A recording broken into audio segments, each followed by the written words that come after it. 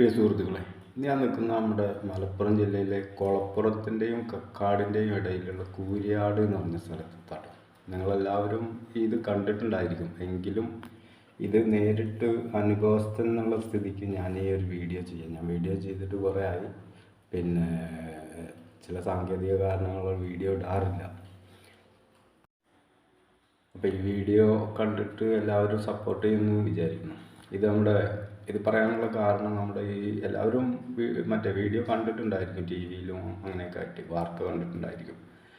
ഇത് നമ്മുടെ നാഷണൽ ഹൈവേയുടെ പുതിയ വർക്കിൻ്റെ സ്ഥലമാണ്, ഈ വർക്ക് ചെയ്യുന്ന സ്ഥലമാണ്. അതായത് ഇവിടെ വലിയൊരു പാടം എന്ന് പറഞ്ഞാൽ വയൽ എന്നൊക്കെ പറയുന്ന സ്ഥലം. ആ വയലിന് നടുവിലൂടെ പോകുന്ന ഒരു മേൽപ്പാലാണ് ഇടിഞ്ഞ് തകർന്നിരിക്കുന്നത്. അത് വർക്ക് നടന്നുകൊണ്ടിരിക്കുന്ന സമയത്താണ്, വർക്ക് കഴിഞ്ഞിട്ടുണ്ടായിരുന്നില്ല. ഒരു ഭാഗം റോഡ് വാഹനങ്ങളൊക്കെ പോയിരുന്ന ഒരു സ്ഥിതിയായിരുന്നു, ഒരു ഭാഗത്ത് അടച്ചിട്ടിരിക്കുകയായിരുന്നു. ഇതിവിടെ ഇടാനുള്ള കാരണം മെയിനായിട്ട് ഇത് നമ്മുടെ ഈ KNRC എന്ന് പറഞ്ഞിട്ടൊരു വടക്കേ ഇന്ത്യൻ കമ്പനിയാണ് ഇതിൻ്റെ കോണ്ടാക്റ്റ്. ആ കമ്പനിയുടെ അനാസ്ഥ എന്ന് തന്നെ പറയണം. കാരണം അറിവില്ലായ്മ, അല്ലെങ്കിൽ ഇത് നടത്തിക്കുന്ന ആളുകളുടെ അറിവില്ലായ്മ തന്നെ ഇതിന് നമുക്ക് പറയാൻ പറ്റുള്ളൂ. അവർ പറയുന്നത് എന്താണെന്ന് വെച്ചാൽ പണി നടക്കെ മഴ പെയ്തതാണ് കാരണം എന്ന് പറയുന്നത്. പണി നടക്കെ മഴ പെയ്തതല്ല കാരണം. ഈ വർക്ക് ഇവിടെ ഇങ്ങനെ ചെയ്യേണ്ടതല്ല. കാരണം ഞാൻ പറഞ്ഞില്ലേ, ഇത് വലിയൊരു വയലാണ്. ആ വയലിന് നടുവിലൂടെയാണ് ഈ പാലം പോകുന്നത്. അപ്പോൾ ഈ പാലം പൊതുവെ നമ്മളെങ്ങനെ പണിയണം, സാധാരണഗതിയിൽ ഏതൊരാൾക്കും അറിയാം, ഇത് ഫില്ലറിൽ കെട്ടിപ്പൊക്കേണ്ട ഒരു സംഭവമാണ്. ഫില്ലറിൽ കെട്ടിപ്പൊക്കിയെങ്കിൽ മാത്രമേ ഇത് നിൽക്കുള്ളൂ. ഇത് കഴിഞ്ഞ വർഷക്കാലത്ത് ഇതിൻ്റെ രണ്ട് സൈഡിലൂടെയുമുള്ള സർവീസ് റോഡ് ഉണ്ടായിരുന്നു. ആ സർവീസ് റോഡ് ഉയരമില്ലാത്തതുകൊണ്ട് ആ സർവീസ് റോഡിൽ കംപ്ലീറ്റ് വെള്ളം കയറിയിട്ട് യാത്ര ചെയ്യാൻ പറ്റാത്ത അവസ്ഥ വന്നു. ഇവിടെ ഈ പാടം കണ്ട് ആളുകൾക്കും ഇത് നേരിട്ട് അറിയാവുന്ന ആളുകൾക്കും അറിയാം, ഈ പാടത്ത് പരിപൂർണമായിട്ട് തോണിയൊക്കെ ഇറക്കാവുന്ന രൂപത്തിൽ വെള്ളം നിൽക്കുന്ന സ്ഥലം, അത്രയും വെള്ളം നിൽക്കുന്ന സ്ഥലം. വലിയൊരു വയലാണ് രണ്ട് സൈഡും. പിന്നെ തന്നെയല്ല, അതിൻ്റെ തൊട്ട് ഇപ്പം ഈ കാണുന്നതിൻ്റെ ഇടത്തെ ഭാഗത്താണ് പനമ്പുഴ. നിങ്ങളൊക്കെ ഒരുപക്ഷെ കണ്ടിട്ടുണ്ടായിരിക്കും. ഈ പനമ്പുഴ എന്ന് പറഞ്ഞ സ്ഥലം ഇതിലൊക്കെ ഏത് സമയത്തും വെള്ളമുള്ളതാണ്. അതുപോലെ തന്നെ ഈ വയലിലും അതെട്ടോ, ഏത് സമയത്തും വെള്ളം വറ്റാറില്ല. ഇവിടെ എല്ലാ സമയത്തും വെള്ളം ഉണ്ടാവാറുണ്ട്. ഇവിടെ ഇതിന് അടുത്തുകൂടെ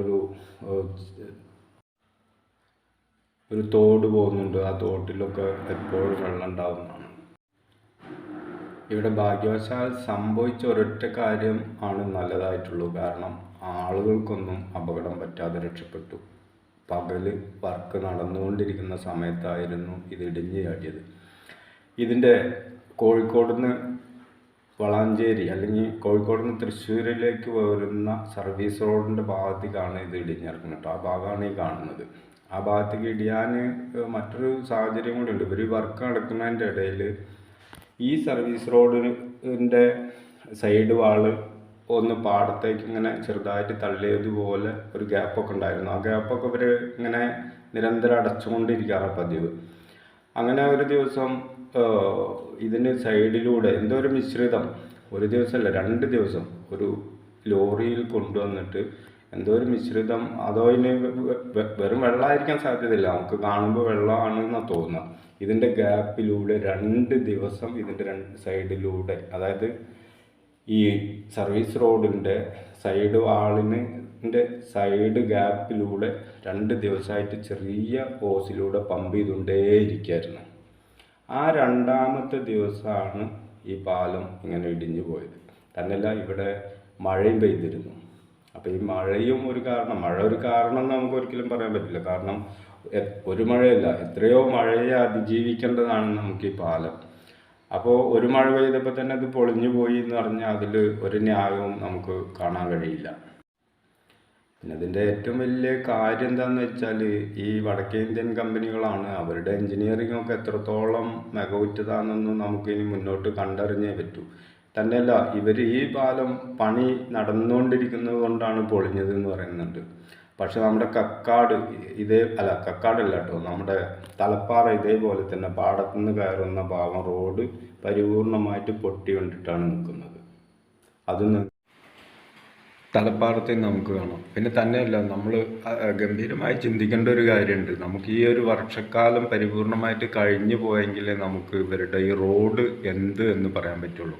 ഒരുപാട് ആശങ്കകൾ ഉണർത്തുന്ന രീതിയിലാണ് ഇനിയും നമ്മുടെ റോഡ് പല സ്ഥലങ്ങളിലും കിടക്കുന്നത്. ഒരു എഞ്ചിനീയറിങ്ങും പഠിക്കാതെ തന്നെ നമുക്ക് അത്തരം കാര്യങ്ങൾ വെറുതെ ഒന്ന് ഈ റോഡിൻ്റെ വർക്കുകളെ കുറിച്ച് നോക്കി നിന്നാൽ മനസ്സിലാവും. അതിൻ്റെ ഉദാഹരണം ഇനി ഒരു സ്ഥലത്തു കൂടി, അതായത് നമ്മുടെ ഇടിമൊഴിക്കൽ എന്ന് പറഞ്ഞ സ്ഥലത്തും ഒരു ചന്തയൊക്കെ നടത്തിയിരുന്ന സ്ഥലമുണ്ട്. അവിടെയും ഇതേമാതിരി തന്നെ റോഡ് ഇടിയാൻ സാധ്യതയുണ്ട്. അതേപോലെ തന്നെ നമ്മുടെ കോഴിച്ചന എന്ന് പറഞ്ഞ സ്ഥലത്ത് വലിയ ഒരു ഹൈറ്റിലാണ് ഇവർ കട്ട് ചെയ്തിട്ട് റോഡ് ഇറക്കിയിരിക്കുന്നത്. ആ സൈഡ് ഇനി ഇടിഞ്ഞ് വീഴുമോ എന്നുള്ളതൊക്കെ വലിയൊരു ആശങ്ക തന്നെയാണ്. എന്തായാലും കാര്യമായിട്ട് അപകടങ്ങളൊന്നും ഇല്ലാതെ തന്നെ നല്ല രീതിയിൽ റോഡ് മുന്നോട്ട് പോകട്ടെ എന്ന് നമുക്കൊക്കെ പ്രത്യാശിക്കാം. പിന്നെ ചില ആളുകൾ, നമ്മൾ ചില വാർത്തകളും അതുമാതിരി ചില കാര്യങ്ങളൊക്കെ കണ്ടപ്പോൾ പറഞ്ഞിട്ടു ഇതൊക്കെ പിണറായി രാജിവെക്കണം എന്ന്. ഇതൊന്നും പിണറായിയുടെ പണിയല്ല എന്നുകൂടി ഞാൻ നിങ്ങളൊക്കെ ഒന്ന് ഓർമ്മിപ്പിക്കുന്നു. ഓക്കെ.